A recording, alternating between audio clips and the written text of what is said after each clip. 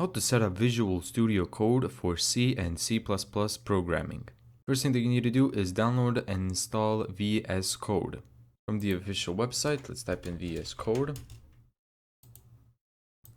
Click download for Windows, if you're using Windows of course. Select the folder that you want to download it in. Now that it's downloaded, click on it, click run. I'm gonna select the folder and let's install.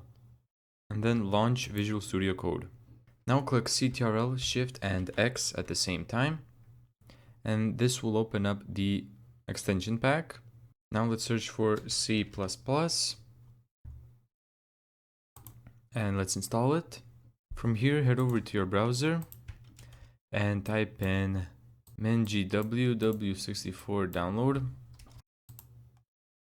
Once you're in this page, go to Files. From here, go to Tool Change Targeting Win64. Go to Personal Builds. Go to the mingw builds. Go to 8.1. Threads POSIX. Sech. And this file right here. Click on it. Once it's done downloading, open it and extract it into your C disk. Now click on the folder that you just extracted, go to the bin, double click on the path, Ctrl-A, copy. Once you copy this, go to the Windows search bar and type in environment and click on edit the system environment.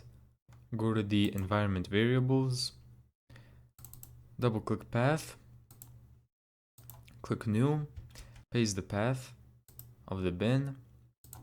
Okay. Now go to the Studio Visual Code, type in Code Runner, install this, trusted install, and from here all you need to do is restart Visual Studio Code. Thank you so much for watching this video.